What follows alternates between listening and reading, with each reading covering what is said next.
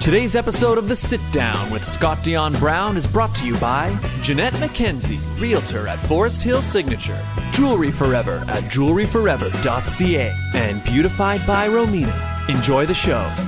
Broadcasting live from Glenmore Record Studios in Toronto, this is The Sit Down with Scott Dion Brown, your Sunday morning talk show with interesting guests, live musical performances, and the most fun you can fit in your coffee cup. Hosted by Scott Dion Brown and Regine Alaina, this is The Sit Down with Scott Dion Brown.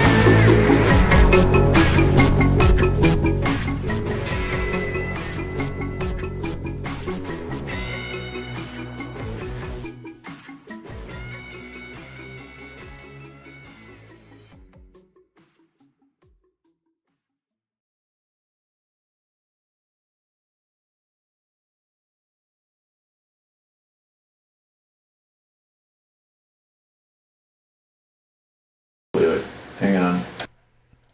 Hello. There we Hello? go. Now they can hear us. Okay. Hi, everybody.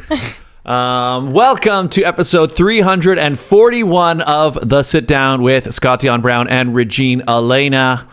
I am your host, the one, the only, Scott Dion Brown. You are not Regine Alaina, though. No, sir. Regine will be back, but she is away at the moment. Sorry. Okay.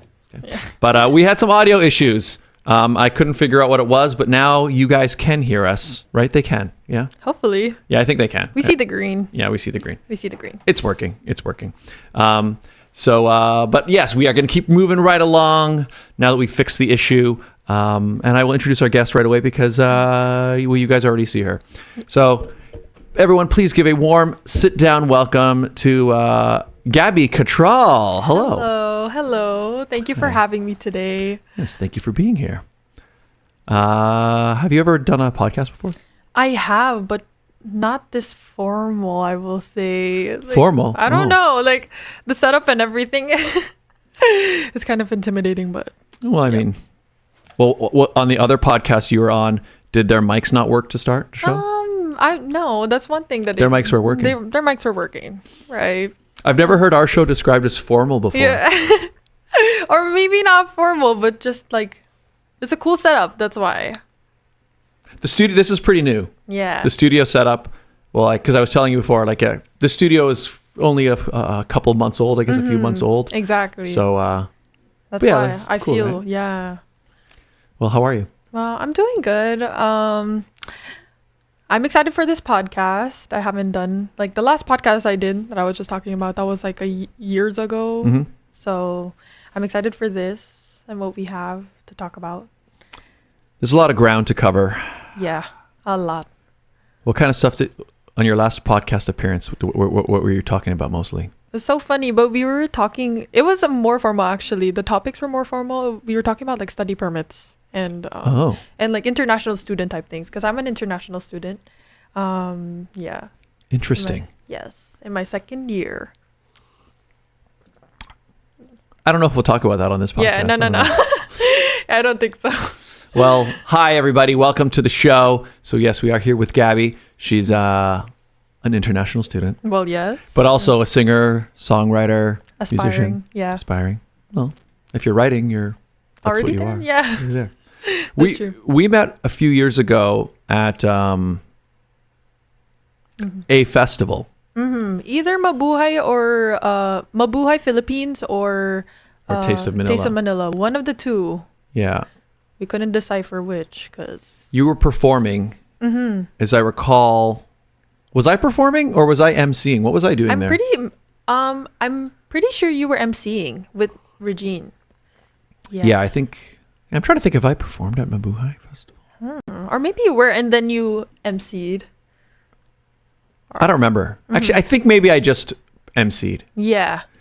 And you performed, if I recall, you had an electric guitar. Yes, I did.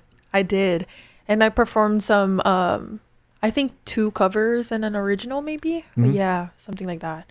Did you have like a Were you using some sort of effects on your guitar or something? Yes, I did. I had a pedal where you had like it was a vocal pedal actually. It wasn't for the guitar, and then I was doing loops with both my voice and the guitar. Yeah, I remember it was cool. Yeah. Oh, yeah. Thank you. Yeah. Yes. That was one of my first performances here actually too, because Mabuhay happens before Taste of Manila, right?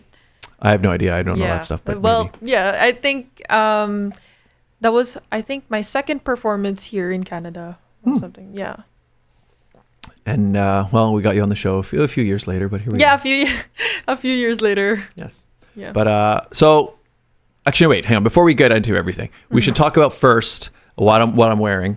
Mm-hmm. So last night was the legendary wrestler John Cena's final match. Mm-hmm.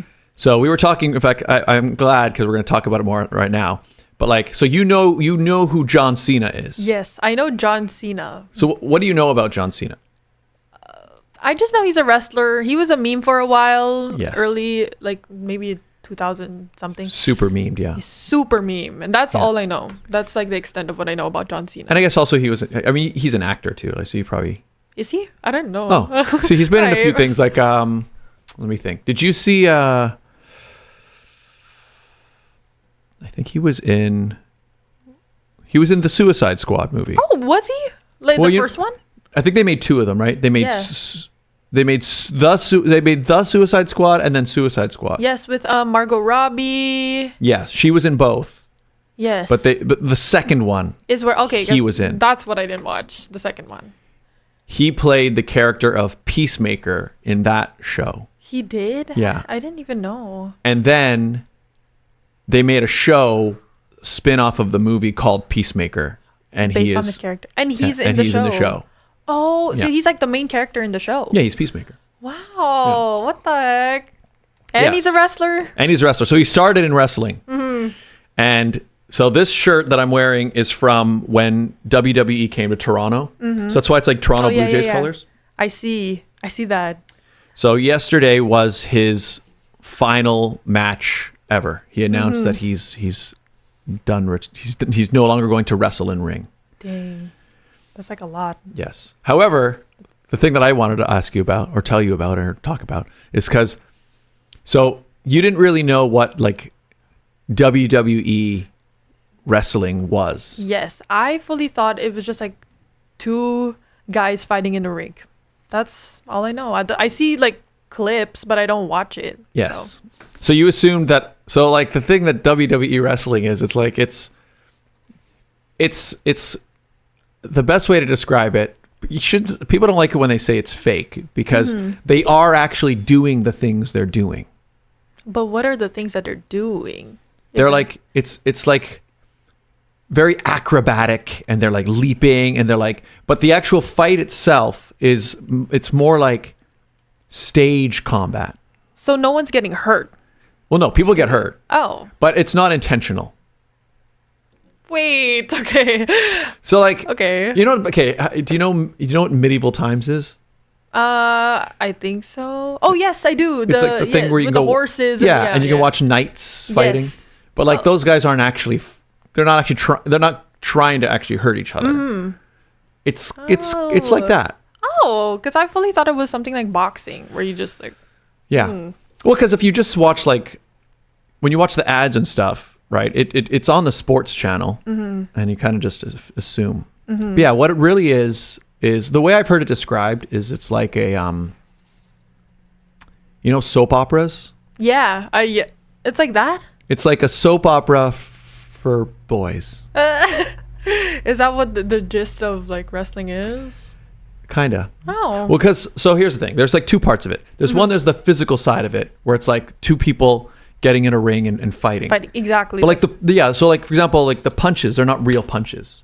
Okay. So like when I throw a punch, but what they do is they're acting in a way that like they call it selling. So like if I like go like that to you, right? And It's then not then you go right? Oh, yeah. You'll be selling it to show that Right. like it's Oh, real. Yeah. okay, I see. So they really go in like a full out like So it's all performative. It's all Yes, acting. yeah. What? It's like stage combat. Yeah. Okay. And then the soap opera part is because there are whole like storylines that like go through the whole. So like, for example, every wrestler is like a character, and I like, see. and they have things. So for example, like these two people might be like, they're really good friends, you know, and then maybe one of them like betrays Oh them. my! So it's like a teleserie. It's like drama. Yes. Oh yeah. Tons. Wow. Yeah. So John Cena's like the main. Yeah. There's a few storylines. I wouldn't know if he was the main, but I mean, obviously he was the biggest because he's kind of like the most popular of all time. I see. They call him the great. Well, they call him the GOAT, the greatest of all time. Yeah. And like, so because he did it for like 20 plus years. Wow. And his last ever fight was yesterday. This was yesterday. Wow. Yeah. So that must be a big day. Yeah. Well, the crazy part, it was emotional, right? Because like he's doing it for 20 years. So like you have people who are like watching him since they were kids, And then growing up to watch him, right? So it was very, yeah.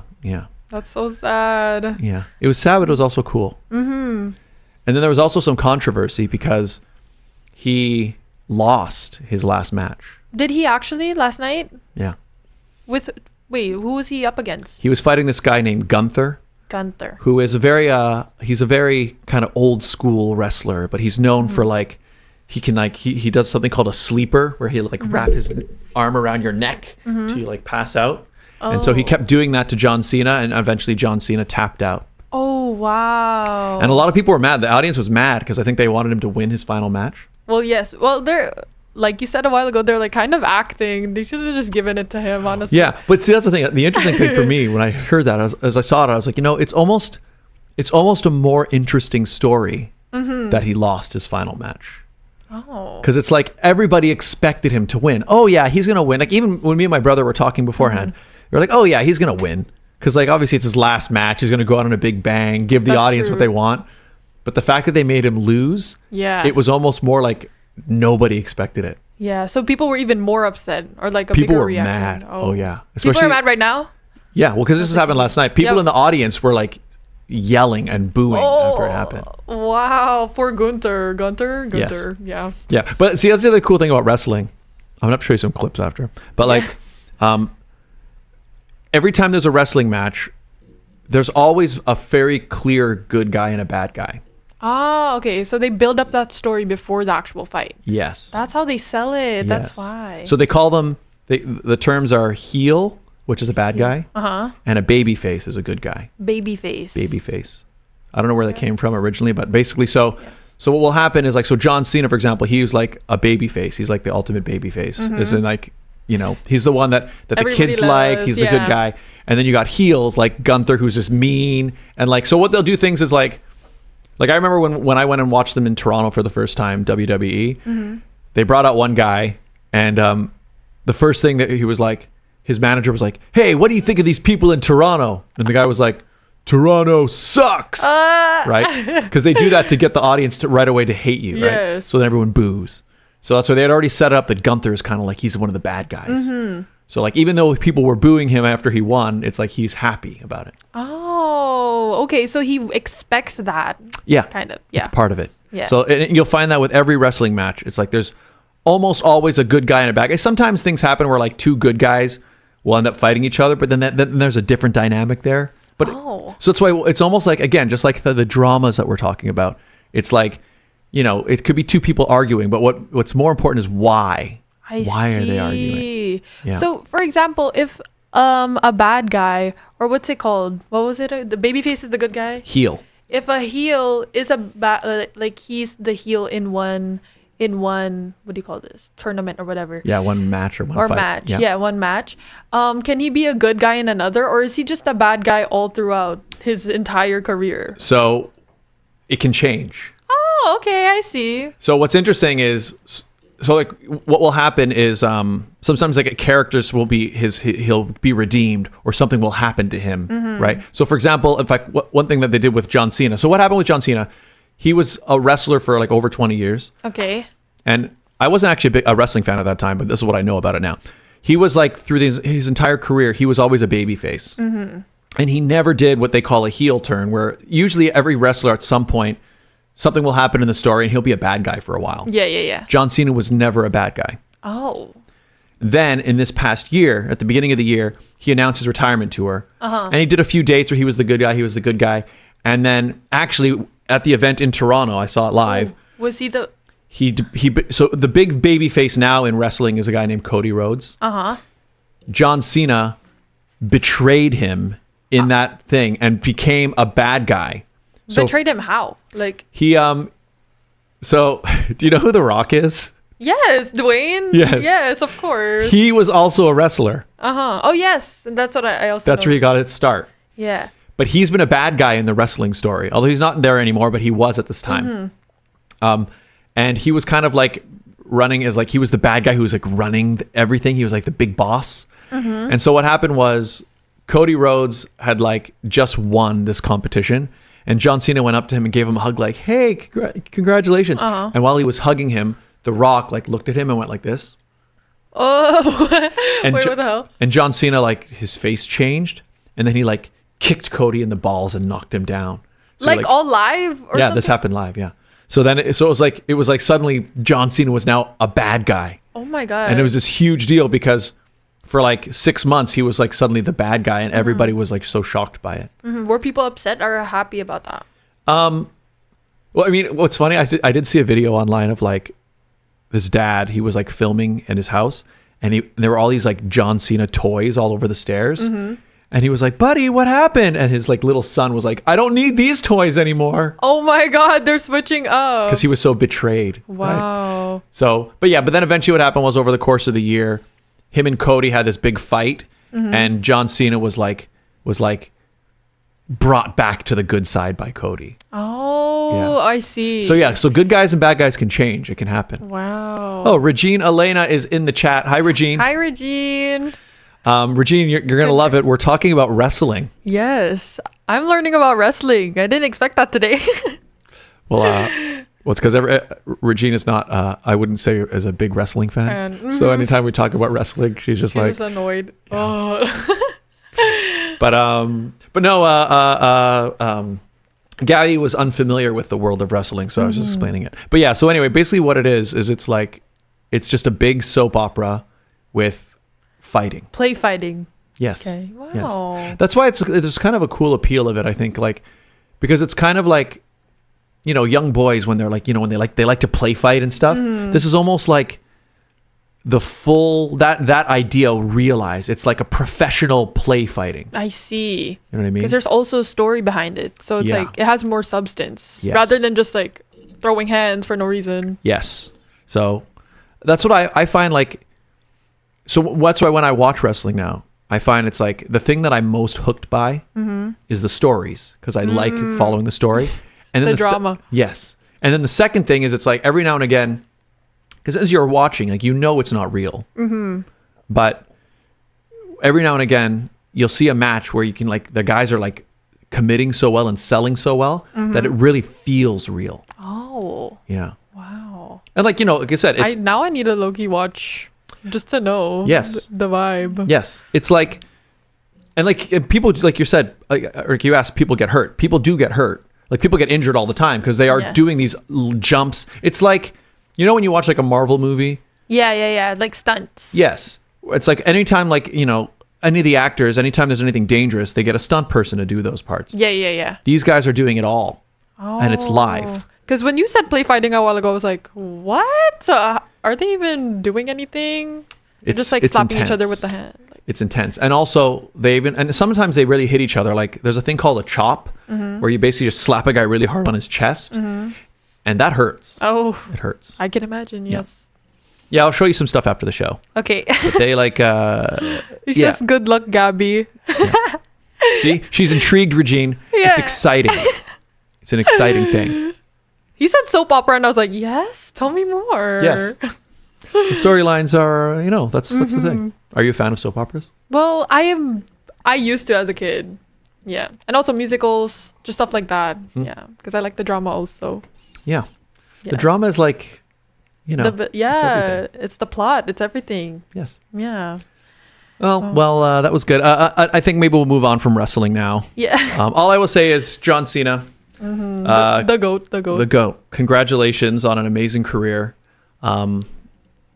like I said, I wasn't a wrestling fan for like most of for pretty much all of his career. Oh. But the 20 years. Yeah, but he was. What I've learned and what I've seen, it's quite an accomplishment. Yeah. So Good congratulations, John. Yeah, congratulations.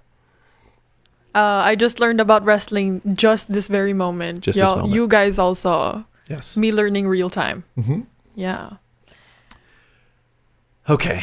Yeah. So I wanted to ask, now we should talk a little bit about, let's talk about music. Okay. Yes. Something I can. Regine says, the Filipino soap operas were my favorite back in high school. Well, yes. The teleseries. I love. See, Regine, if you just look at wrestling that way, you'll be a big fan in no time. Mm-hmm. That's right. I could see the correlation. Yes. So you also are a songwriter. Mm-hmm. I am. So what goes into, tell us a bit about your songwriting process. How do you go about it? Oh, actually, it's just been recently when, because I'm currently not in school right now. Mm-hmm. And for the longest time, I've been struggling with writer's block. And last year when I was in school full time, instead of really trying to write, I've just been procrastinating it kind of. Last year I would wait till I had a very vivid idea of what I want to write or a big feeling. Mm-hmm. But because I was so busy and distracted last year, I wasn't able to write at all, kind of. Yeah. But now that I had the time, I also just came back from the Philippines. I was in the Philippines for 4 months. So I was really able to experience like being by myself and just feeling all of my feelings and learning that it doesn't even need to be a very complicated experience or complicated feeling. Just write whatever comes to mind. Like that's what I've been doing. I think journaling's what helped me a lot. So what I do to write a song is that I would journal everything that happened throughout my day or something that really bothered me or something I saw that really ticked me off. Whatever feeling, whether it's positive or negative, I just write it all. Mm-hmm. And then I take from my journaling notebook, because I have a journaling notebook, and then I also have a songwriting notebook. And then whatever I find interesting in my journaling notebook that I write, I try to make poems and rhymes, even if it's corny or I find it corny. If I think like, I just write it down and then I make a tune, or sometimes I already have a tune in my phone. Like I would record like chords or guitar, like progressions, piano stuff, and then just piece them together. And then like that's my whole process. Like, cool. Yeah. So oh yeah, sorry. Mm-hmm. It just depends, honestly, like where it starts. Because sometimes I'll be like making guitar stuff and then I won't write any lyrics, or vice versa. I'll have lyrics but just no guitar. So yeah, makes sense. And so do you find when you decide when to piece the music with the lyrics together, is it something like maybe you've written down a poem and then you're like, oh, this will fit perfectly with this? Or is it, like where's the moment where you decide, okay, this piece of music is going to go with these words? It fully depends on, I just rely on what I feel. Like before, I used to not trust myself with that. I would think, oh, this has to be really like whatever lyrics I have for this poem. Let's say it's about love, and I have to make a melody that fits perfectly or what I feel like.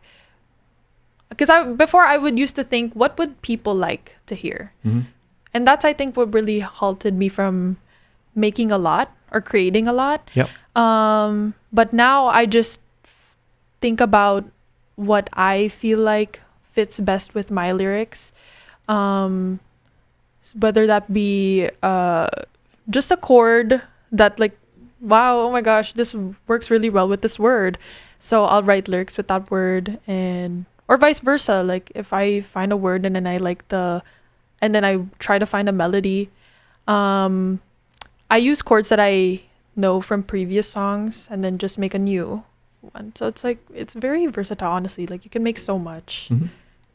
That's cool. And yeah, that's good that you were able to it's hard to work if you're always sort of thinking about what other people might want you to do. Exactly. That's one of my biggest struggles, because I feel like all creatives can relate to that, where you think about what would like please others to make so that your art can sell, or because your art is sort of like a product. That's how I used to think about it before.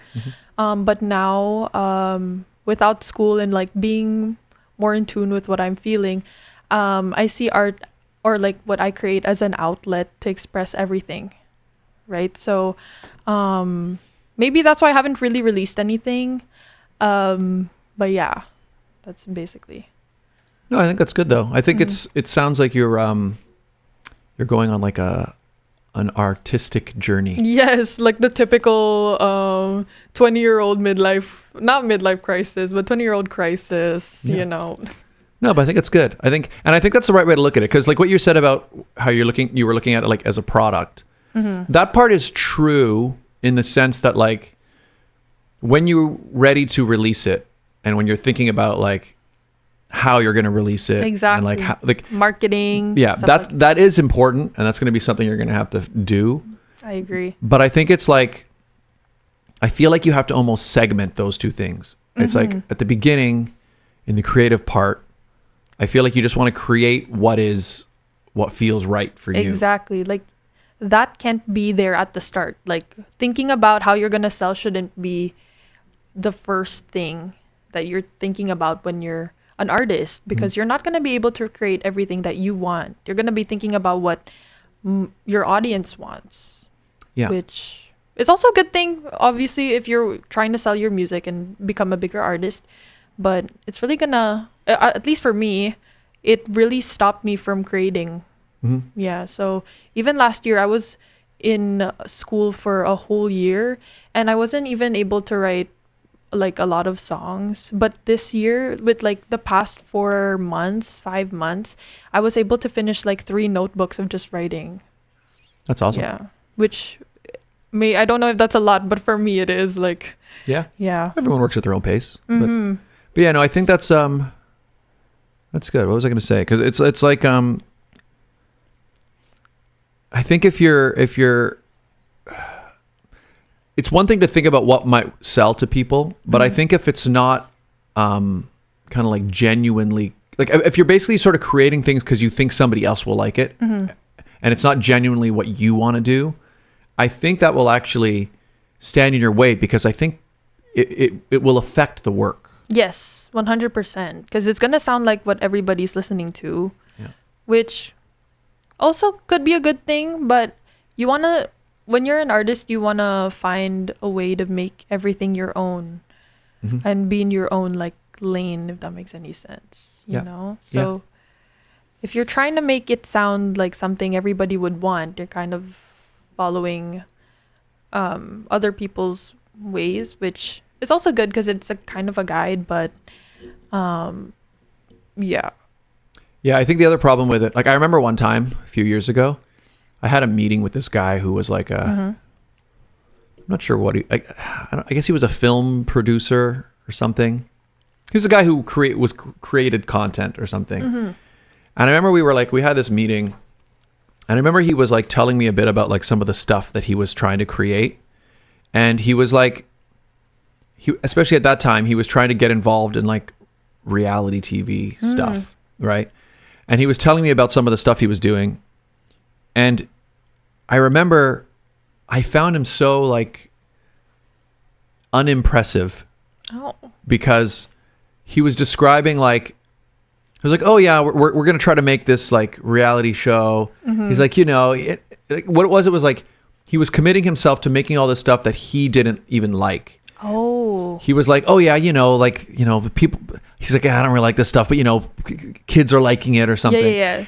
And I remember thinking, I don't know if are you even the right person to create this? Because if you don't like anything that you're doing, somebody, like, even if you don't like, say you don't like reality TV. Yeah. There are people who love reality TV.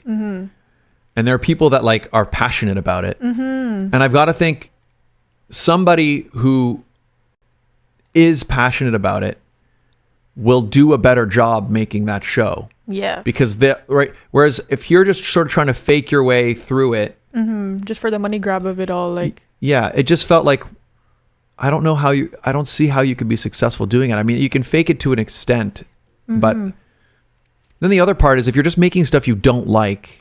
That shows in the work. Yes. Yeah. And then also, what's the point? Yeah, that is true. We live one life, like. Yeah.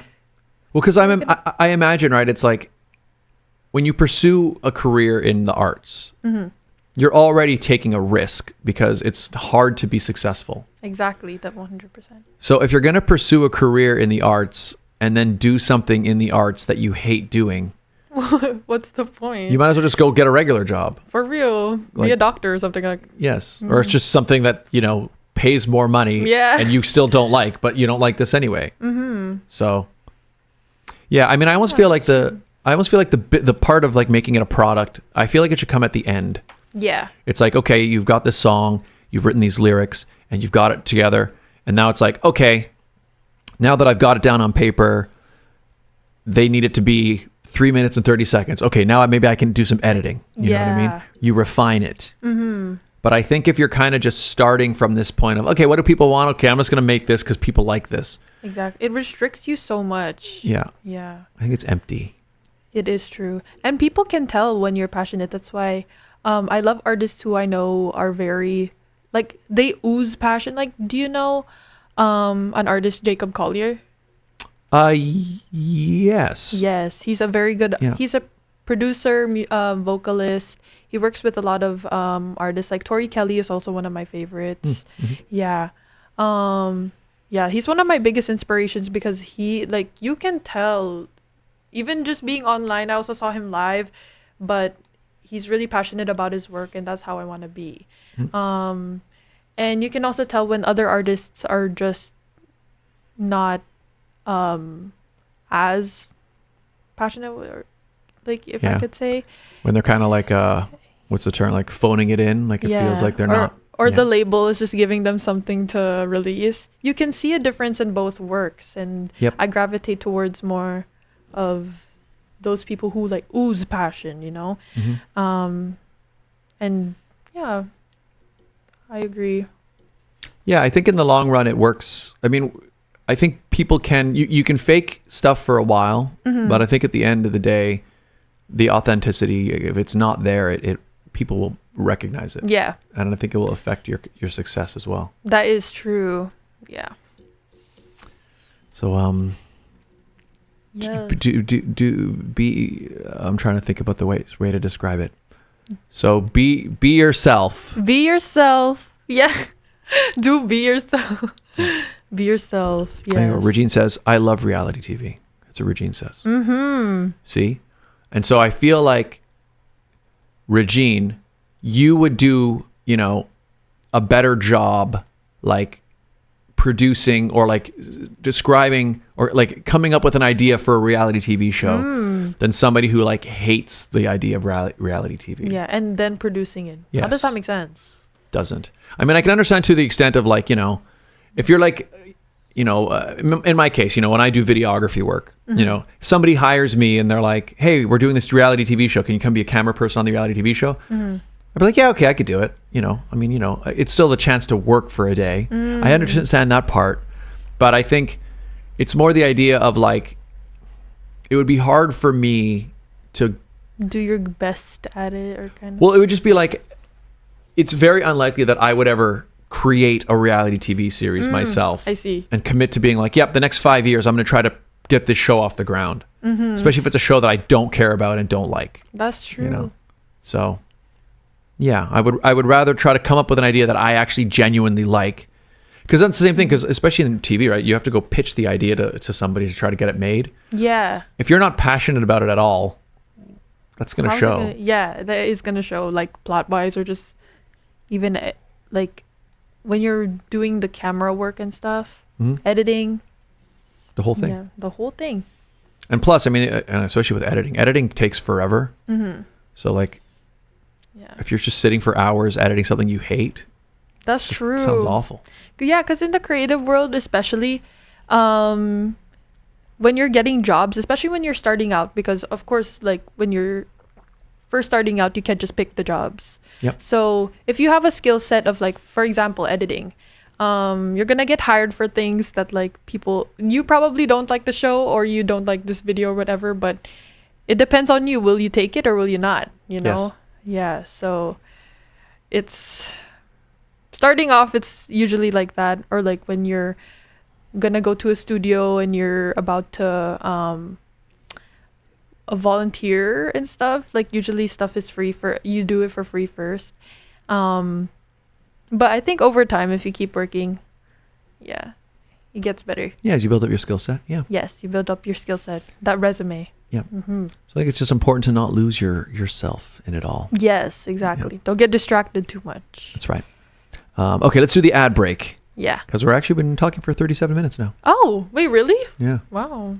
Time flies. That was too yeah. It's because the wrestling. Yeah. You know. See, because I was so passionate about wrestling. Yes. See? He could start a wrestling. Oh, wait, no. Not right now. No wrestling now. But yeah. Yep. I actually have here in the studio, I've been thinking about like, would it be possible for me to have like a wrestling event here? You know what? The space in the middle, you could. Just move that stage a little bit. Yeah. So the only issue with it right now, because I actually have been looking into this. Mm-hmm. So a standard wrestling ring is 16 feet by 16 feet. It's a big 16-foot wide square. Okay. Well, what about the measurements of your... So the stage in there, it's 16 feet wide. Oh, okay. The only issue is, like, you can see, if you guys have seen my studio space, and you saw it, it's almost as wide. Like, that stage in there is pretty much the width of the whole place, right? Oh.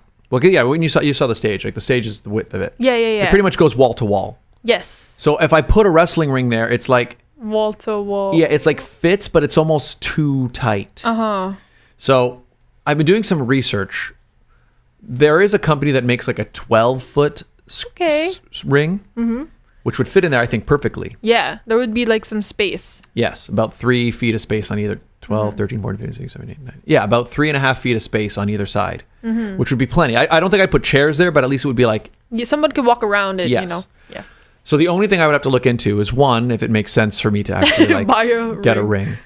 And two, like, would wrestlers... I would have to actually meet with some wrestlers. But wouldn't that be so cool? Like Canadian wrestlers? Yes, I actually would like to. Yeah. Because like there are... local Canadian wrestlers. Yeah, there are some. I'm actually going on the 21st. Oh. There's like... okay, shout out to Greek Town Wrestling because I'm going to watch. They're having their 10th anniversary.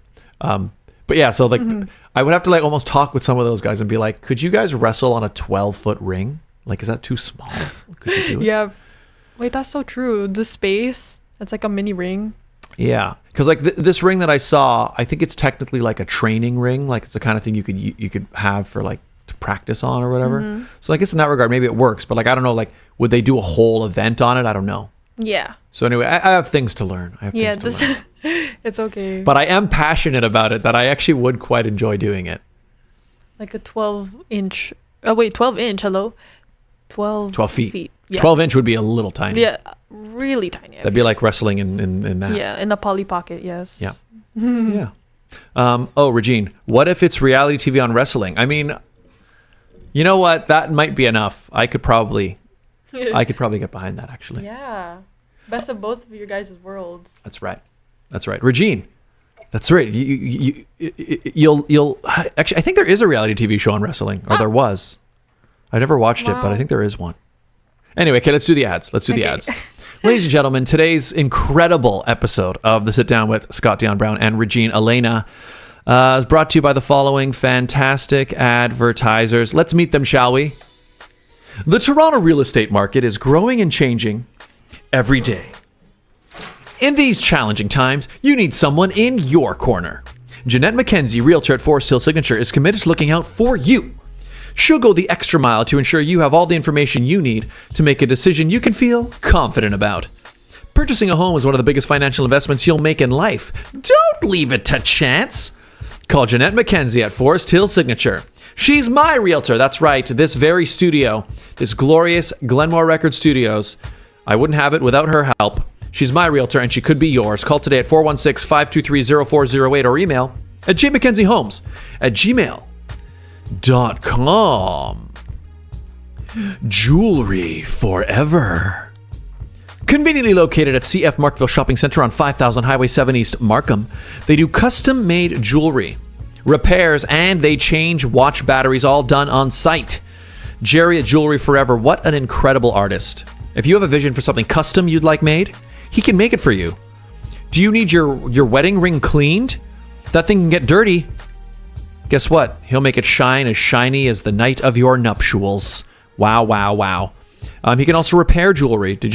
I saw him fix on TikTok a ring got crushed by a car. Oh. What? He repaired it to make it into a finger shape again. Oh, wow, really? Yeah, he's good. That's so cool. And we have an amazing deal worked out with them. If you go to the Jewelry Forever, mention the show, tell them Scott and Regine sent you, you'll get 15% off your purchase. 15%, 15% off. Get a special something for the special person in your life. Follow them on Instagram and TikTok because he posts a lot of cool behind-the-scenes videos about jewelry making and all that stuff. And you can learn more at jewelryforever.ca. Beautified by Romina. Internationally trained hair and makeup artist. She is the official makeup artist of the Sit Down with Scott Dion Brown and Regine Alaina. She's done as you can see, our official photo shoot. She also does pageants. She does red carpets. She does debuts. She does films. She was the makeup artist on my last film. She really does anything. She's great with men and women, and just a great makeup artist for any place you need to be beautified. Think Beautified by Romina. Reach out to her on Instagram and Facebook at Beautified by Romina. And if you would like to advertise on the show, it's very simple. All you got to do is reach out at radioshowad@gmail.com. We do the show live every week, people, and we also read the ads live week to week. What does that mean? It means you can personalize them week to week. Do you have an event, a sale, something happening in a particular time, particular place? You let us know. We let your potential client base know in real time. It's a great way to build a brand new relationship with a brand new audience. So get in touch. Radio Show Ad, Radio Show AD at gmail.com.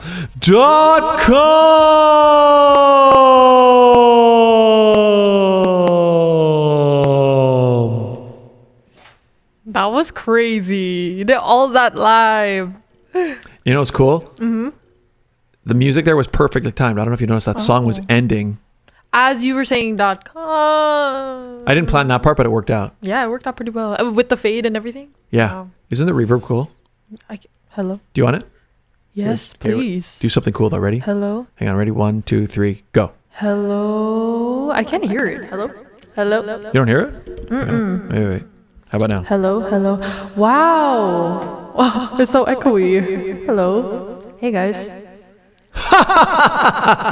So evil. Yeah. Hi. Hello. Isn't that cool? Yes, it is. This mixer we got recently. Mm-hmm. The thing is, our previous mixer also had reverb, but it wasn't as easily set up all the time, I guess. Mm-hmm. So now we can kind of use it whenever we want. Wow. It's your podcast mixer. Yes. So like if we wanted to, we could do the whole show like this. You could have like 6 guests with reverb. Oh yeah. Everybody, each knob. Yeah. That's crazy.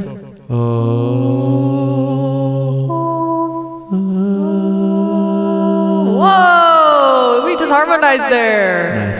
That's right, because we're both singers. Yeah.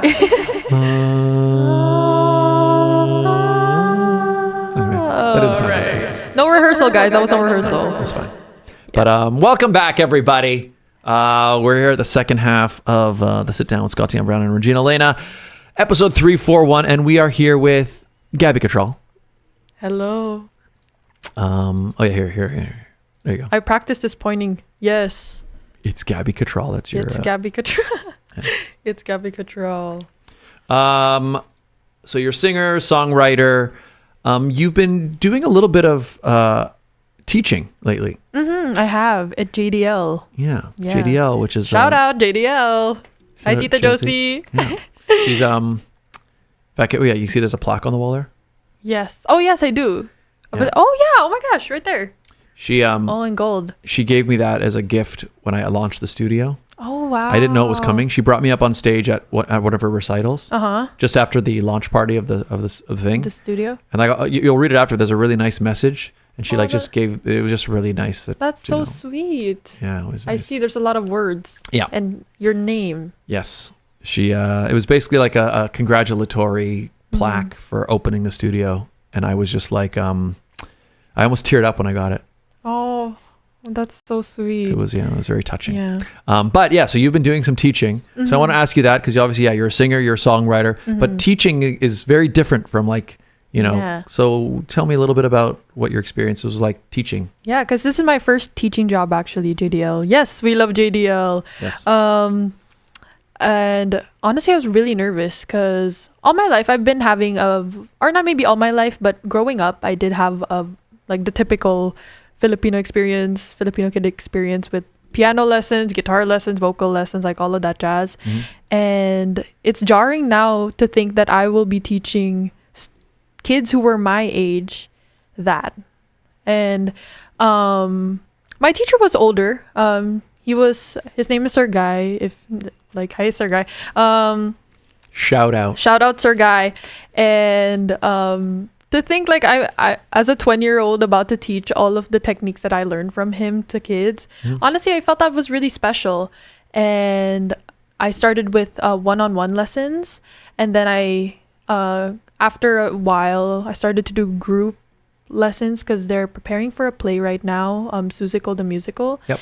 So I've been assisting along with my sister because she's teaching the dance and the choreographies. Okay, cool. So I'm on the vocal side kind of, and she's on the choreographies, and we've been working together every Sunday and Fridays.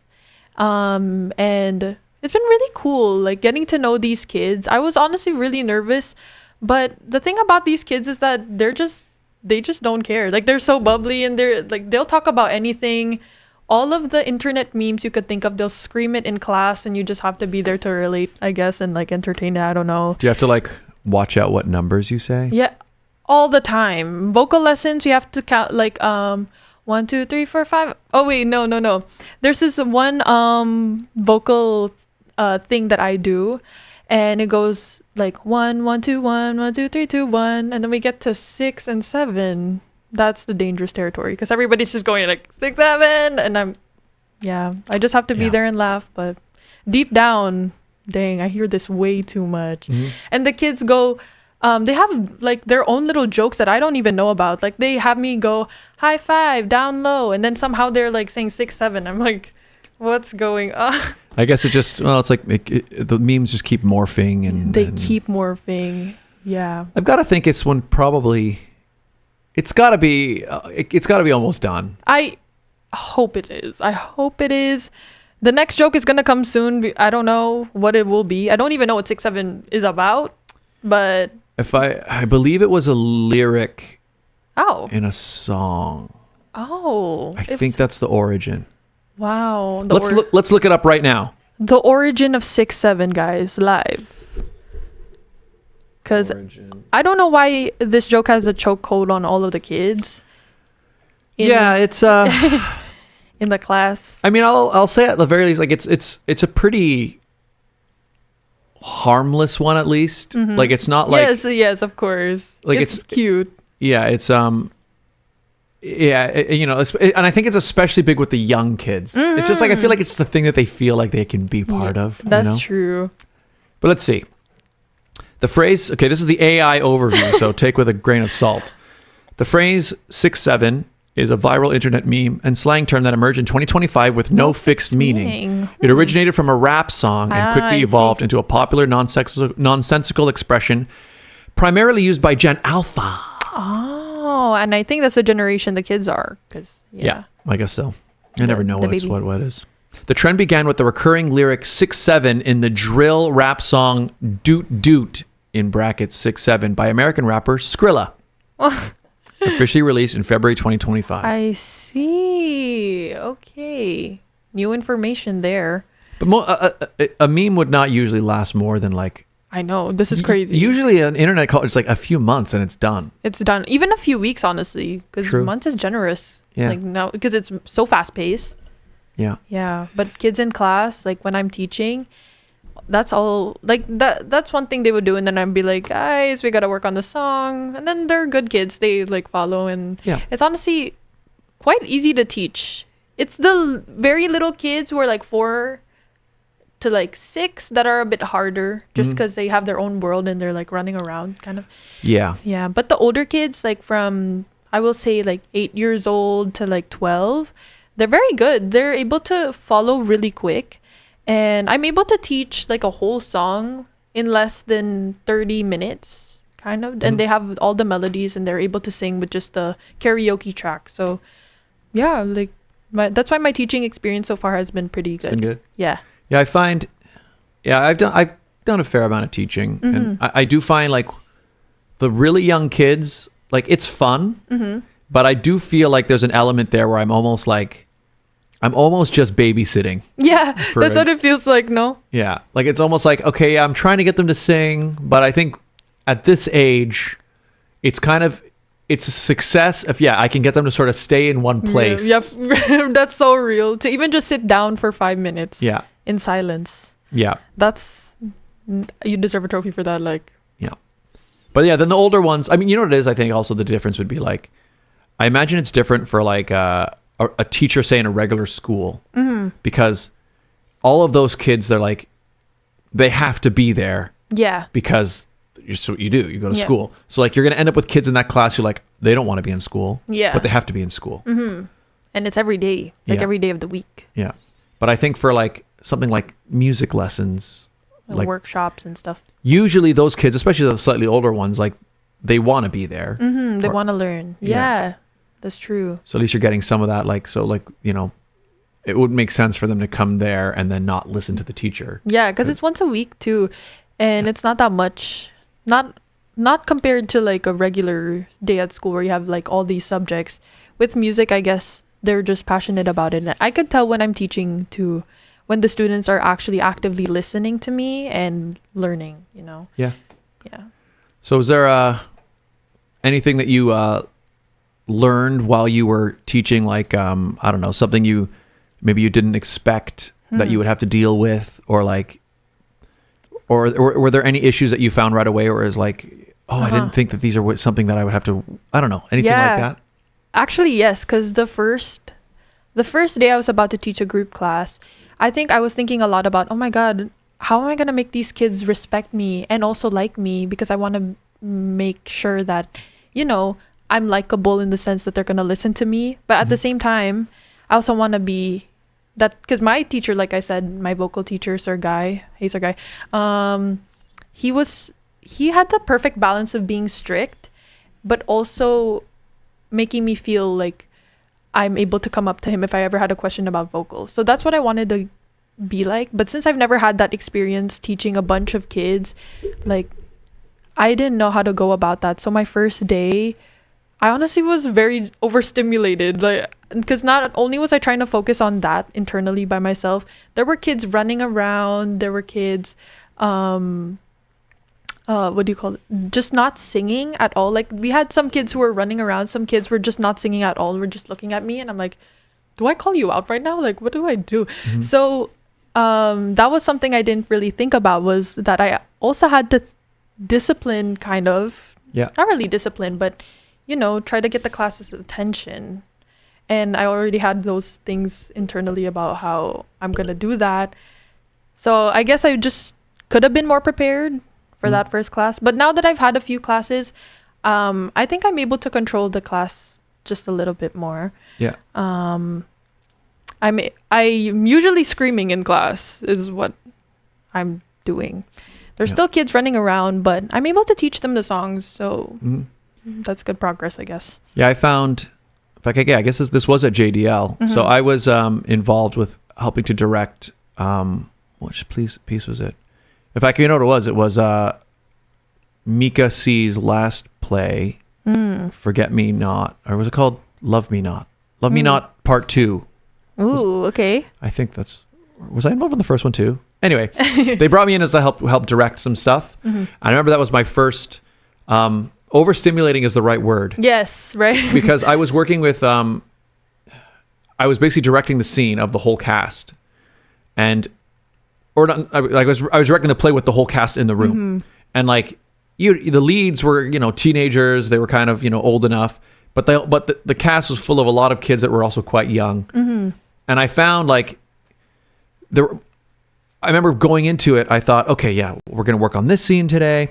And so, and I was hoping I'd be able to get, okay, let's get these 3 people up on the stage and I'll, and get them to perform. And then, but what I didn't realize going into it was like just the chaos of like, I might be trying to work with these 4 kids over here, but the rest of the room is just kind of, if you don't keep everybody kind of doing something, it just gets louder and louder and louder. Yes, you don't even realize that you're already like at the top of your lungs screaming like, when did I get to this volume? Why is my voice strained right now? Yes. Yeah. It's it was something that I had to understand. And then what I realized at a certain point was like, okay, I understand now that like it will almost never be completely silent in here. Yes. I just sort of have to work with it and work through it. That is true. Because I think that goes not even just for JDL. Anytime, any teaching situation, especially with kids, it's going to be like that. Like, there's no escaping it. Yeah. So I think it's just about how you approach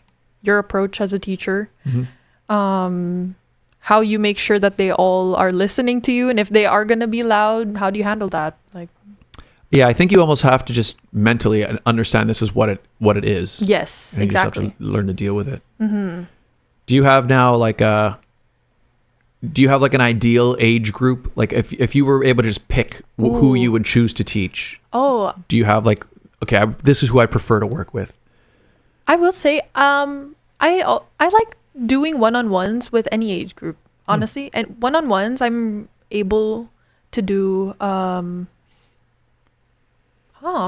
would say one-on-ones, I can do any age group because I also have younger students. Yep. And when I'm just talking to them like by myself, they're not as rowdy as they are, of course, with their friends and stuff. So that's how I am for one-on-ones. But group classes, I will say maybe 8 to 12 or even older. Like I can handle that. Maybe I don't have that preschool teacher experience to be screaming every day. And then I also, because when I'm teaching, I also have like a set thing of what I want everyone to learn within that day. Also, yes, I'm also given like the songs that I'm supposed to teach. And when you have to discipline the kids and scream, everybody come back to the center, it takes up so much time. So yeah, I would prefer maybe just the older. I think I agree with that. Yeah, right? Because like now that I've, again, having done it, it's like what I realized for me, even at just the very least of what I find more fulfilling, let's say.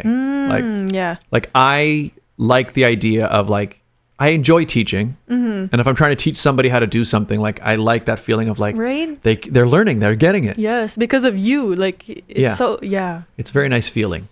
And I find though, like teaching a group of young kids, it felt to me less fulfilling because I felt like there was, the kids were having fun. Yeah. But I didn't feel like I was actually able to teach much. Yeah. Because most of the time I was kind of just.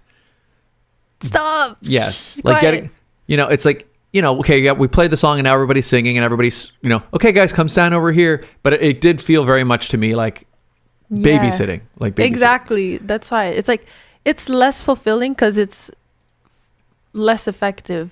Yeah. Yeah. And like, I definitely, my ideal group would be, teenagers to adults. Even. Yeah. If anything, teenagers to adults. I haven't taught somebody my age before. Everyone's younger. But if I could, yeah. But I mean, it is fun to teach. Like, I mean, kids are fun, and then the thing is, there's energy as well. That's quite. That's true. Don't get me wrong. Like, it's just overstimulating, especially if you want to you have something set to teach. But once you get to know these kids, they warm my heart, especially when they come up to you and they hug you, and they like look up at you. It's so sweet. Yeah. Yeah, I found the biggest challenge I found when I was directing that play was like it would be moments where, because I was hoping I'd be able to like, okay, guys, we're going to work on this one dramatic scene with the 2 leads. Okay, so let's get the 2 of them on stage. And I'd like to be able to sit there as a director and be like, talk about motivation and like direct the scene. Yeah. And like, ideally, I'd be able to take these 2 and we're going to go to somewhere else. Right? But no, we were all in basically one room. And like working on the... Yeah. And the only way it would work would be like, if everybody could please just sit quietly while I work with these kids. But it's like, No. So it's like I realize I kind of have to direct this scene and just understand that there's just going to be this wave of Noise in the back. all around. So you kind of get used to it, but it's an experience. Yeah, it is definitely. Was that a play or was it a shot like?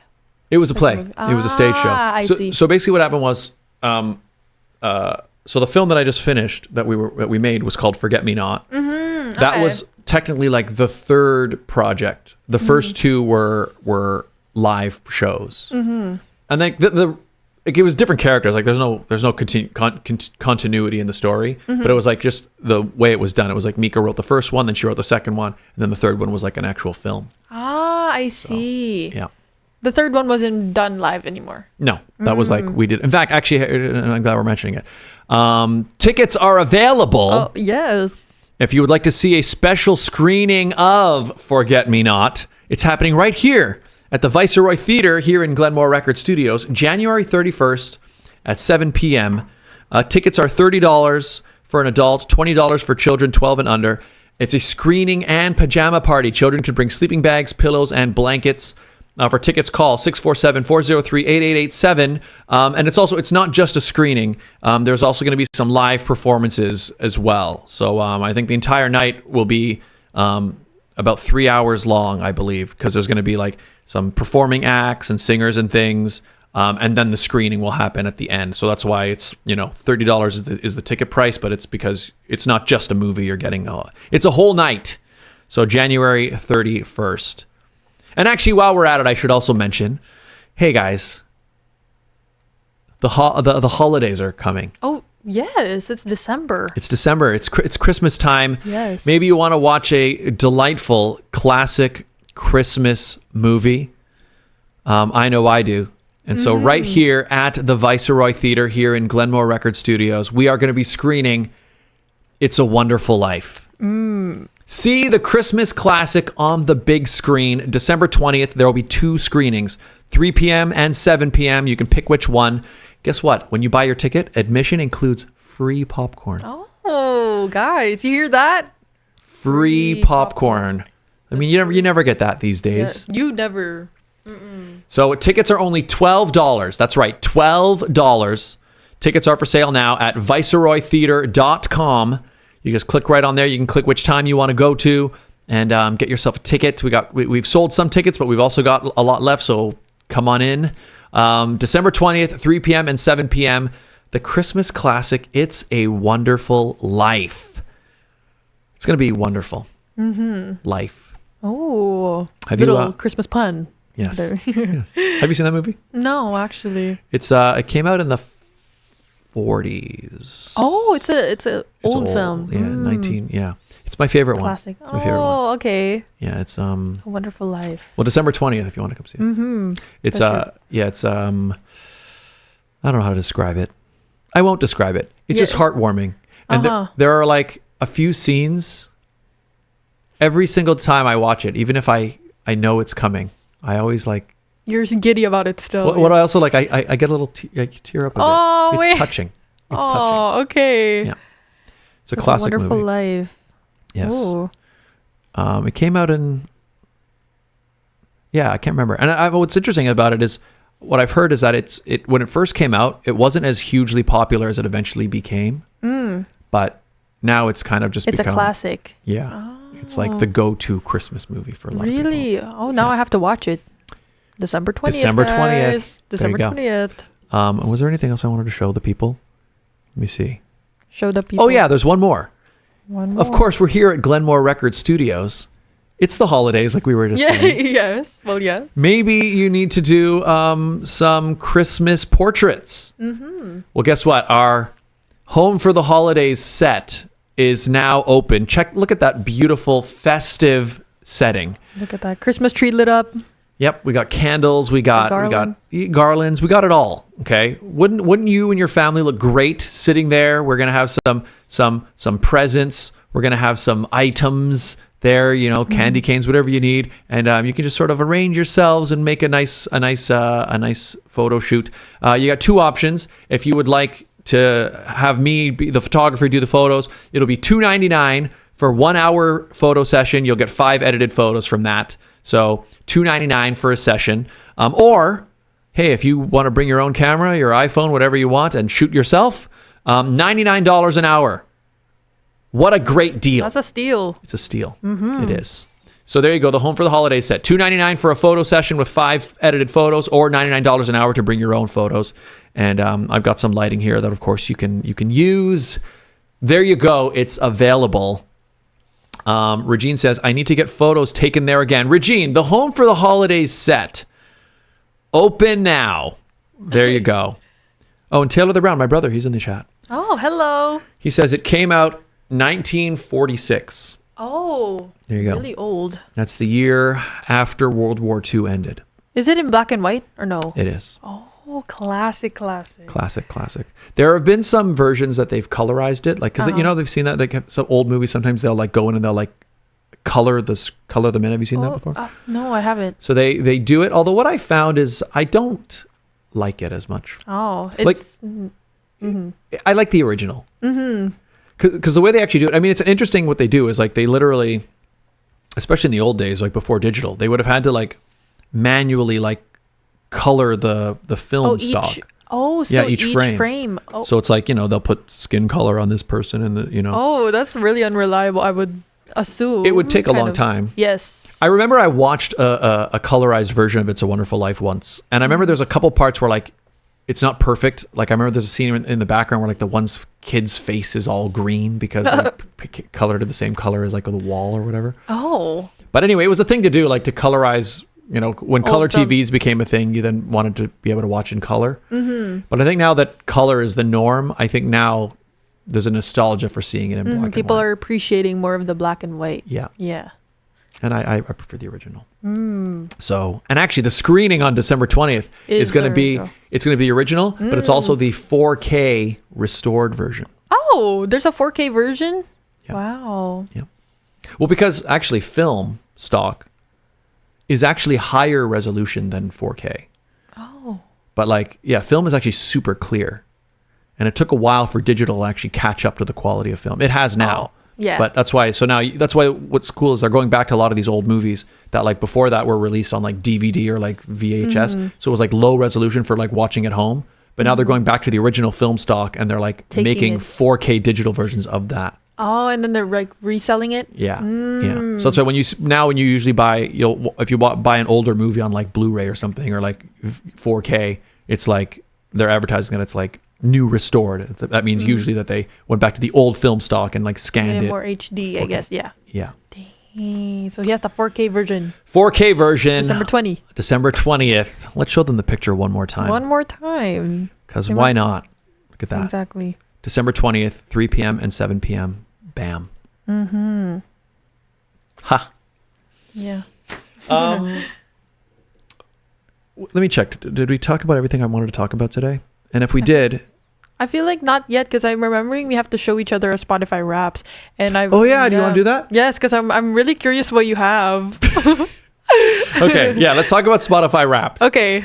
Okay, so the first thing I should say about Spotify Wrapped, everybody should know what it is. Everyone knows what Spotify Wrapped is, right? Come on, yeah, I hope so.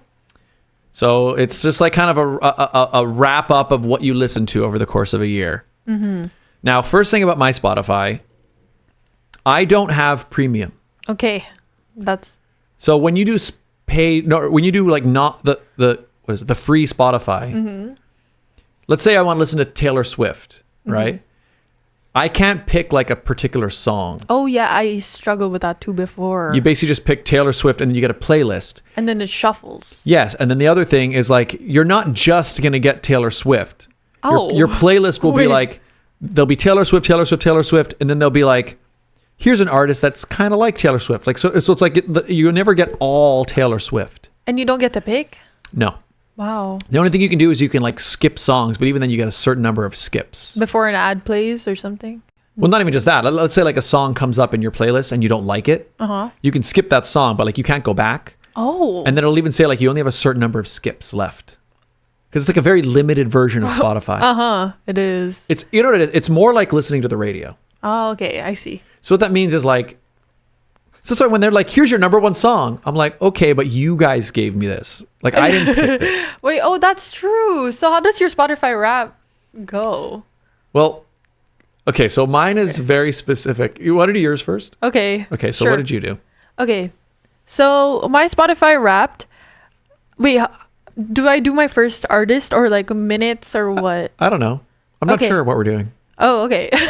We'll do a little reveal. Okay. So my first artist is Doja Cat. Okay. Yeah. I love Doja Cat. She's been my top artist for a while now, and it's just because she released an album too, like this year. Mm-hmm. So I really like that. Okay, wait, what is Doja Cat's main song? What's her biggest song right now? Okay, so that's a question that is really loaded because I don't have one. Yeah, okay. I'll say my favorite album, I guess, that she released was Scarlet, and my favorite song right now, just because I can pick one, is called What You Mean Freestyle. So WYM Freestyle. Okay. Yeah. Because I'm trying to think if I would. So when you hear my Spotify Wrapped, you'll know why I don't know that much about it. I know Doja Cat, but I probably don't know her latest stuff. And you'll Oh, I see see. why in a little bit. Okay. But anyway, okay. That's why I was excited a while ago. You mentioned. Yeah. So okay, and I have Doja is my number one artist, and I have 67,228 minutes. for the whole- 67,000 minutes. Okay. Yeah. So that's my Spotify Wrapped. Okay. Do you want me to do mine? Yes. Long awaited. Okay. So my Spotify Wrapped. Okay. What are the big things I should show? Let me Go see. number one artist. Number one artist, and then the minutes. Okay. Okay. Wait. Where is it? An explanation. Your stories. I think so. Okay. Yeah. And then I can just swipe through everything. Yes. Okay. Top artist. Wolfgang Amadeus Mozart. What? Wait, Mozart? Mozart. Oh, wow. Okay. Wait, who's your second? Good question. My second. Oh wait. Why do I feel like it's gonna be like a recent artist?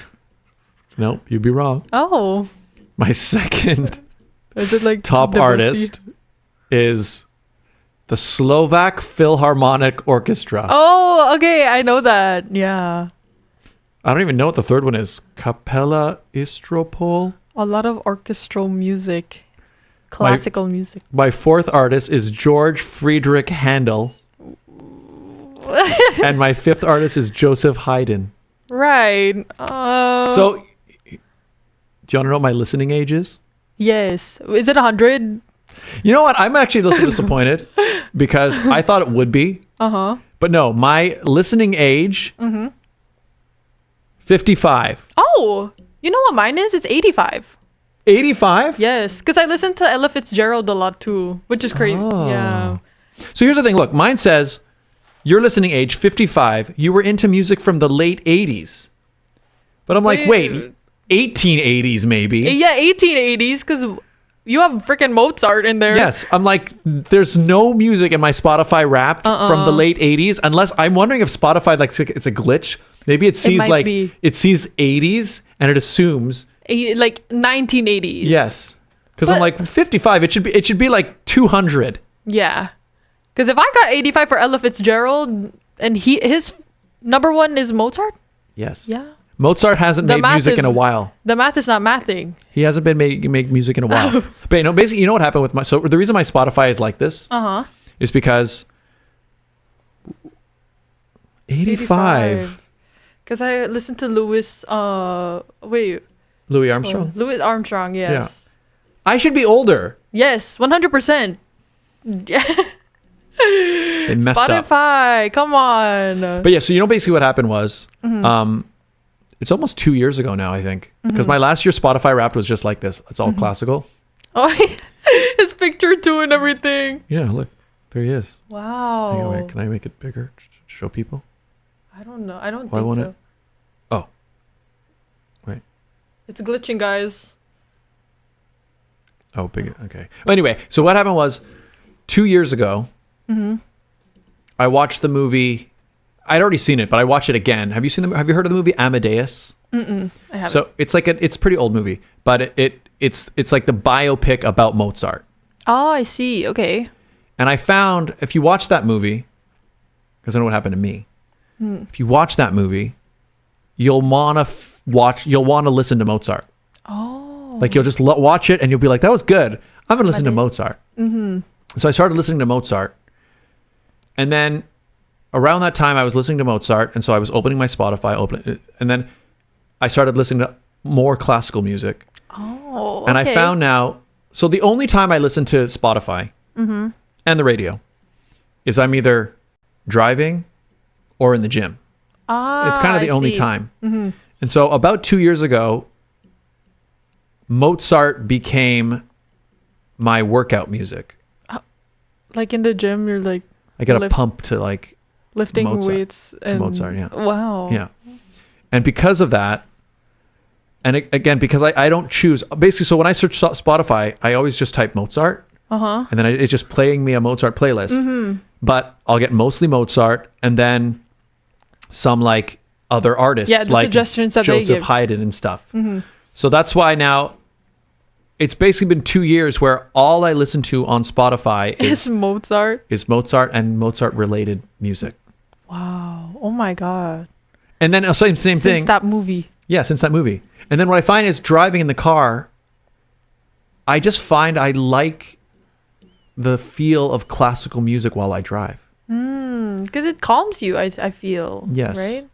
And so it's almost to the point now where like when other music is put on, like if other people are in the car or whatever, it's like, oh, it's fine, but I prefer to drive to classical music. You know what I really like driving to? Is movie soundtracks.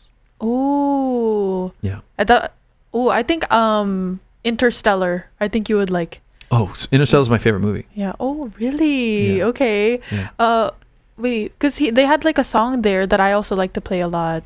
It's bum, bum, bum. Yeah, oh yeah, it's so good, so good, so good. That's that's like the cornfield chase. Yes. That's the music plays it. Yes. Yeah, like I start imagining like things. Yeah. When I find when I drive to a movie soundtrack, it almost feels like you're on an adventure. Yeah. Oh, that's true. And then in reality, you're just stuck in traffic in Toronto downtown. You know, it makes it all like a quest. You're on a quest. Exactly. But it's the mentality. Yes. Like here, look, like my top song, The Magic Flute K620 Overture by Wolfgang Amadeus Mozart.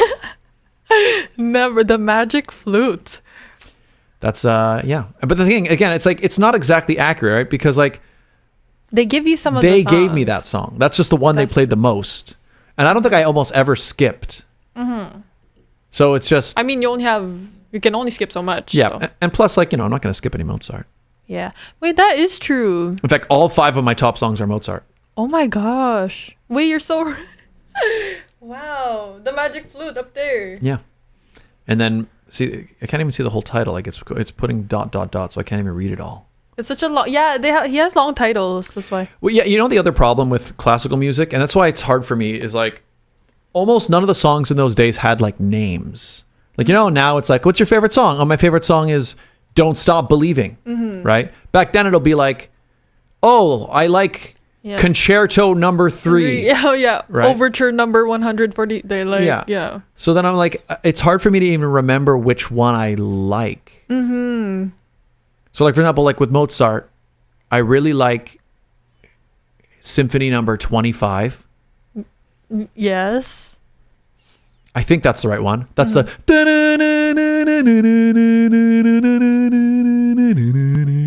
don't know if you know that one. I don't know.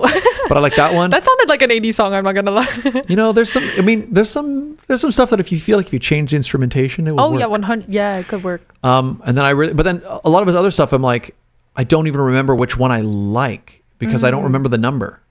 Oh. So like I know the melody. I know another pianist, Claire Debussy, I think. Yeah. Yeah. Debussy. Yeah. He has the same thing where he has all these numbers and I just don't know. I don't know which one. I don't know which song. Yep. So thank God for Spotify playlists, but that's right. So your Spotify, it's got to be a glitch. Yeah. When I saw age, I think it literally doesn't have 1800s listed. It must be looking at the last two numbers. That's true. Maybe they have like records logged for like, maybe the latest could be the 80s. Yeah. Or maybe even 50s, because I have 85. So I don't, and my top one artist is Doja Cat. How does that make sense? Given like oh hell no. How does that make sense? But yeah. A lot of 85-year-olds listening to Doja Cat. Mm-hmm. Apparently. She's very popular. Yes. In that demographic. Oh yeah. 100%. So Doja Cat was your number one? Mm-hmm. Who's number two? Number two. Oh wait, let me see. Number two is Daniel Caesar. Okay. Yeah, you know, it's so funny. Ella Fitzgerald isn't even on this list. But you listen to her a lot? Mm-hmm. I do. So there is a glitch. Maybe Spotify is messing with us. Well, all I know is that, unless I'm wrong, Mozart was not coming out with classics in the 1980s. Maybe. Because you never know. What if the magic flute or the blue flute? Maybe he came out with it later. Maybe he's a lot older than I thought. Yeah. He's an old guy. The more you know. The more you know. Mm-hmm. Okay, I'm glad we did our Spotify Wrapped. Yeah, I know. I had to get that out of the way because it's I just good. had to know. Yeah. It's good. It's always interesting. Yeah. How many minutes did you have? Oh yeah. You know what? So the thing is, I don't think it's that many because it's only in the gym. Mm-hmm. And also because you'll have only a select amount of skips. Yes. But yeah. So here, let's see. Okay, wait. Okay. Oh, here you go. Minutes listened. So mine's going to be low. What was your 67,000 or something? Yes. 67. 2,000. That's actually even lower than last year? Yeah. 2,000 is it? I feel like it was higher before. 2,000? How many days is that? According to this, it says 1 day. Yeah, because you know what? Wait, really? I've been seeing people with like 100,000 minutes. I'm like, how does that make? Yeah. Wait, 100,000 minutes. 100,000, 200,000, around that. In Rent, have you heard? You know the musical Rent? Yes, I have. How many minutes are in a year?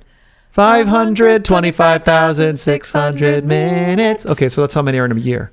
Whoa! So it's like 100,000 of a year. Yeah, that's a lot. That's a lot. Are you guys sleeping and listening or something? Like, how does that work? They must be spending a lot of time on there. Yeah. 2,500 minutes is actually nothing. I fear. But actually, I think that makes sense, especially if it's just the drives and gym. Yeah, because in the gym, and I will say, since I've opened this studio, I haven't had time to really go to the gym. I was going very, very frequently. But even then, when I would go, it was like my workouts are usually about 45 minutes. Yeah. So it's like it's not that much time. So 45 minutes a few times a week. Yeah, it's not going to be a lot. That's true. I regularly go to the gym now because yes, I'm more free. So I've been more consistent, and I also swim. So I think that's why I have a lot of minutes in my Spotify, because I'm just like on the Stairmaster or on. Makes sense. Yeah, just using it. There you go. Taylor the Brown says 17,464. Is that your Spotify watch time? Wow, 17,000. That's pretty high. Yeah. Oh, yours is, what was yours? 60,000. 65. 65,000. Yeah. That's longer. Yeah, because I also am a commuter and I cannot be commuting without music. Yeah, you're saying I think mine would be higher because what I found out when I drive, it's the radio way more often than it's Spotify because I don't want to use my data. Yeah, that's valid. And also, when you're driving, it's a quicker ordeal compared to when you're commuting. Yeah. You know, you're in the car less time. Yep. Yeah. And that explains the time, but what we can't explain is our age. No, yeah, that's wrong. Yeah. Spotify. I think it's literally, you're right. I think it's 100% a glitch because I think you listen to music from the 80s, and I literally think it is because Mozart was around in the 1880s. Yeah, 1880s. Yes. So my age should be 155. Yes. I think so too. Because if they're giving me 55 for the 80s, the 1980s, There should be a 1 at the beginning of that. They messed up the 9 and the 8s. They did. Get it together, Spotify. Next year. You got next year. Lock in for next year more Mozart. I better be in my hundreds. Yeah. That's the other thing now is because of my like weird sort of competitiveness, there's this part of me that like wants to make sure that it's only Mozart on there. But that's the gag. It's funny. Yes. So even if like I want to listen to something else, I'm like, no, I'm not listening to that. No. I'll search it on YouTube, just not Spotify. Yes. It's a Mozart zone only. Yeah. And valid. Gotta love Mozart.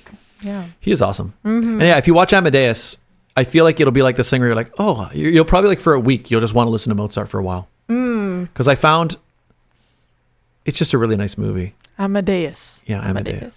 It's like his musical journey, kind of. Yeah, it was originally a play, actually. Okay. And it's told from the perspective of this other composer named Scarlatti, who's like his nemesis. Okay. Apparently, it's not very historically accurate. Oh, it's dramatized a lot. Yeah. But what I've heard described about it is that, like, no, the right way to look at it is that, like, because it's this guy Scarlatti telling the story. Oh. And, like, he's not necessarily a reliable narrator. Oh, but he's narrating. He's telling the Mozart's story. Life. Yes. I see. So that's why when you tell it, it's almost like this is how he remembers it. But yeah. It might not be what actually happened. Yes. But it's really good movie. Really good movie. Okay, I actually might get on that. Yeah. Came out in the 1980s, not the 1880s. Another classic. That's right. That's right. The age is close for you, Scott. No? I don't even know what that means. Oh. What did what? No one got that age. Yeah. Should we move to our final segment? You don't know what it is, right? Oh, wait. Oh, yes. There was a challenge. Yes. He didn't even brief me on it. Just told me there's a challenge, and then... It's more fun to do it that way. Because did we hit all the topics? I think so. I think we hit all the ones we wanted to hit. Let me check. Yeah. We did. We're good. Okay. Yay. Okay. Ladies and gentlemen. I'm scared. You should be. Introducing this week's edition of the Barrel of Monkeys World Championship. What? What is that? It's a monkey in a barrel. Oh, okay. Tell me. Are you familiar with this? No. This is the classic game. It came out in the 1960s. Another classic. Barrel of Monkeys. Okay. Every person on the show does this. Okay. So I'll give you a demo. So you've never played this before? No. Okay. So what I'll do is I'll give you a demo. Can you hand me this tray? Yes. Or I just take the cup. Okay. So we'll put it on there for you when we do it. But so the way it starts, the barrel sits here in the play area. I will put 1 minute on the timer. Okay. I'll say 3, 2, 1, go. You grab the barrel.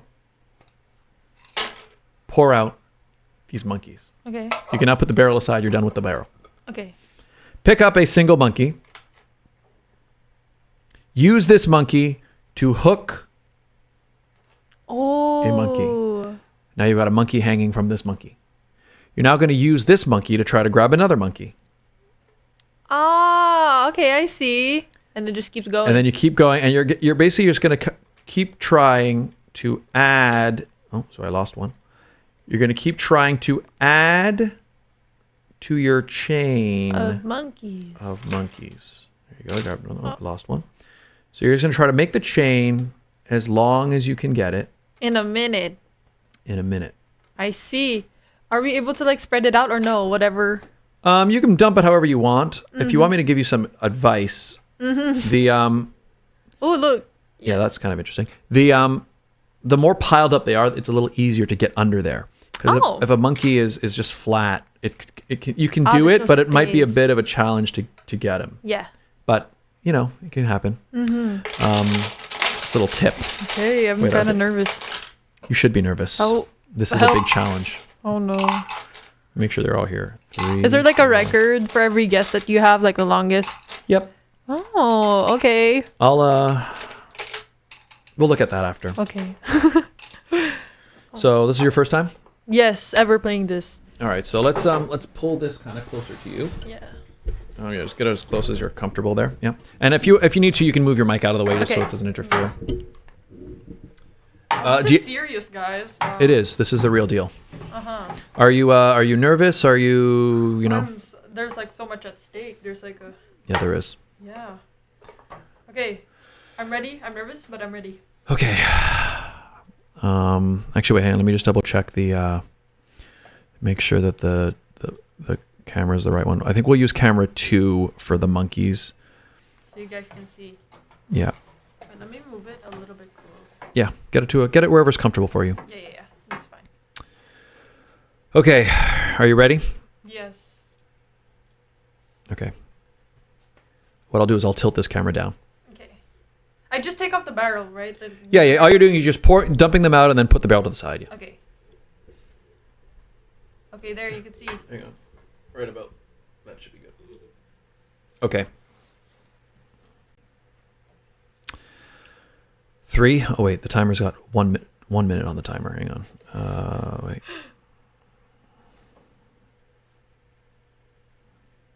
Okay. 3, 2, 1, go. Ah! Oh, were we supposed to? Oh wait, not me. Go ahead. You got it. Okay, First time ever doing this. first time. Oh no, I put too much. Ah! It's okay. Don't worry. Just take a moment to settle in. Okay. You'll figure it out. Oh, okay. Everything's flat right now, guys. Yeah, it's kind of a tough situation. Yes. But there you go. Yeah, you got the right idea there. Wait. Okay, no touching the playing field. Okay, there. Wait. Ah. There you go. Yeah. There you go. Wait. Yes. Ooh. Okay. Wait. Oh, wait, chat. Okay. 20 seconds remaining. 20 seconds. Okay, maybe I can get. Okay, everything's flat right now. Oh, you lost one. Get him back. Get it back. No. You can get him. He's right there. Oh, yeah, that's different. Oh, there you go. Wait, okay. So I have that. 5 seconds. 5 seconds. Okay. Come to. Oh! No. Wait, Get it come back. No. Time. Oh, wow. But look at that chain, guys. That chain. This is my chain. So let's count. How many did we get? We got one. Are we counting the first The one in the hand does not count. Okay. So 1, 2, 3, 4 monkeys. 4 monkeys, guys. First time playing. You know what? That's not bad. Do you want to see the monkey standings? Yes. There's like a monkey barrel of the monkey wrapped. Like a. Yes, that's right. Yes, Yeah. we're gonna find out your monkey age. Oh. Taylor the Brown says, "Very well done for a first time." Thank you. That was honestly challenging. It is kind of a pretty challenging game. Yeah. All right, so monkey standings. All right, I think that's too small to read, but here I'll bring it up. There's been so much. Yeah, I'll bring it up on here for us to see. I think the audience, if they're watching on a big enough screen, they can see it. But I actually have to redo that so that it can be more easily read. But every single episode, it gets longer, you know. Here it is. So 4 monkeys. You're down here in this bottom region, but you know, Okay. you're in good company. Yes. Mariella LaRose, great singer. She got 4. Friday, another great singer. She got 4. Period. Okay. Propter Hawk, Mallory from that band. Michael Chan, actor, got 4. Yes, Courtney James, actor, filmmaker. Raquel, April's band friends. Caroline, Absalom. I mean, these are people who got, you know, these are all like 4. very talented people. Yes, my Got 4 4. squad. So we'll add you right here next to Mariella. Okay. Who has the number 1? So- where's 1 up there? At the top there. Ooh, with 12. Yeah. So what happened there was... All right, hang on a second. Do we get your name in there? Yes, we did.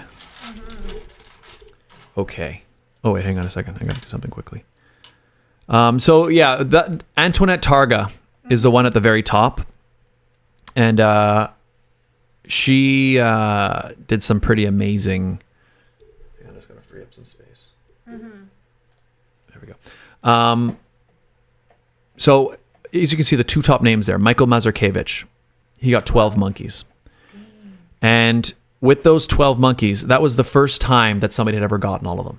He's an actor, Michael Mazurkiewicz. He got 12 monkeys with like 0 seconds left. It was like he grabbed the last monkey and then the timer went off. Oh, wow. Yeah. And then... Wait, how many monkeys are there? 13 total. I see. Okay. Yeah, so the 12 is the most you can get. Yeah. Because you have the one. So then not long after it, Antoinette Targa, she comes in. And you can see here, hers next to her name says 12 with a 57 seconds. So she did it even less time. She did it with, yeah. So basically the way it works now is if you get to the final monkey, we now have to keep an eye on the clock to see like how many seconds you actually have left. Because that's the only way to now to differentiate between those numbers. Like who did it? Yeah, who did it first? Yes. So now somebody will have to do it with like 4 seconds left now to beat her time. Oh, that's true. Yeah. So, but anyway, the way we do it here, which is good news for everyone really, is next time you come back, 4 is the lowest you can get. So like, let's say you come back and get 3, your score will never go below 4. So you can only get better. That is true. Next time I'll aim for 5. Let's get 5.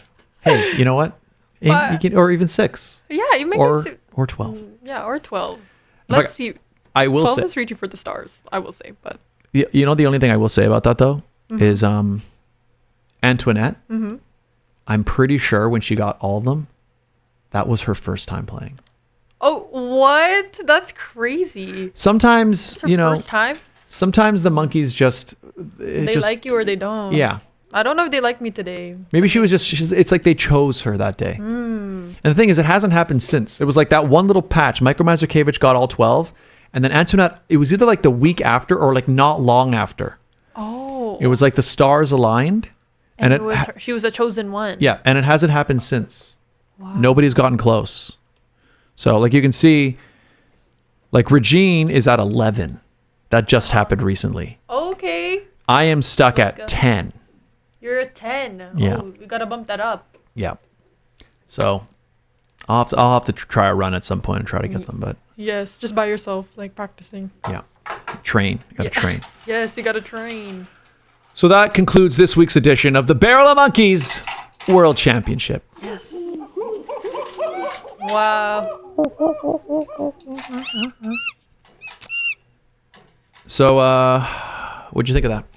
I was honestly really nervous, but once I was playing, it was kind of fun. It was actually fun. I did not like when the monkeys kept falling, but it was fun. Yeah, they Yeah. that happens sometimes. It's Yeah. A gravity thing. yeah. Yeah. That happens actually. Yeah, I don't know. Sometimes they just leap off. You know, the most heartbreaking thing that can happen is like, I've seen it. It's happened to me once. Is like you can have them all hanging, and then like they'll fall off here. So you might have like you'll have like 6 here, and then if you have to be aware of like how you're holding this, because like let's say you hold maybe some people maybe you twist it because you want to like. Oh yeah, and then try to get. And then they go. You're so right. And the whole chain just tumbles off. So. No, it's guys. Things to be aware of. Yeah. For my next match. That's right. Do you have time to train? Yeah, I do. I have to get myself one of these. Yeah. So before we say goodbye, why don't we let people know social media, anything that you wanna let people know about, where to follow you and all that stuff? Yeah. So you can find me at on Instagram. It's Gabbie Catral. Just search out because I have two. It's Gabbie Catral over here. That's your like the public one, right? Yeah. Yes, this is my public one. It's Gabbie Catral, and I also have a YouTube. I haven't been active on there recently, but I will be posting soon, hopefully, when I get more content in. Most of my social media is just it's Gabbie Catral. So yeah. Boom. That's where you can find me. Links to the YouTube and to the Insta are in the description down below. Yes. So follow her down there. If you'd like to follow me, you can find me right here where you're watching this very show, youtube.com/@Scott Dion Brown. And you can also find me on Instagram. Yeah, I'm getting where the camera, like where everything is now. Should get used to it, yeah. At Scott Dion Brown. Instagram is probably where I'm second most active on social media. That's where I post like I guess, photos and videos, what everybody posts on there. But anyway, Yeah, all your Instagram. content. Yeah. You can also find me on X. I don't post on there very often, but if you're there, I'm there at Scott Dion Brown. Also follow the show, The Sit Down with SDB on TikTok, The Sit Down with SDB on Insta, Sit Down Scott on X. Yeah, there you go. See? Yes. Yeah, they're right there. You can also find The Sit Down with Scott Dion Brown and Regine Alaina on Facebook, on Spotify. What was your Spotify Wrapped? Or Apple Podcasts as well. It's find on all those places. And also, December 20th, It's a Wonderful Life. Come on out and watch it. It's going to be a fantastic evening of just a great classic movie. Come on down, have some popcorn, shed some tears of joy. That's right. December 20th, 3 p.m. and 7 p.m. And of course, you can also watch here January 31st, a special screening of Forget Me Not. And it's a screening and pajama party. That's fun. That's cute. That's right. Actually, why don't we look at the trailer for Forget Me Not? Here it is.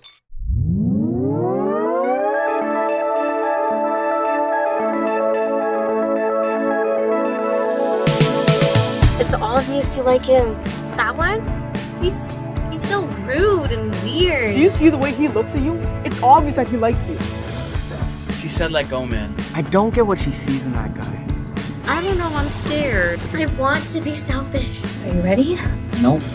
Can we still be just friends if I think of you every night and day? Forget Me Not. You can see the whole film January 31st. Well, Gabbie, thank you for being here. Yeah, thank you for having me. This was really fun. It was fun. Yeah, it was fun. We got to have you back. Yes, I want to be back. I need to get that monkey barrel thing. And hopefully I'll be able to know more about wrestling. I don't know, or I'll learn more.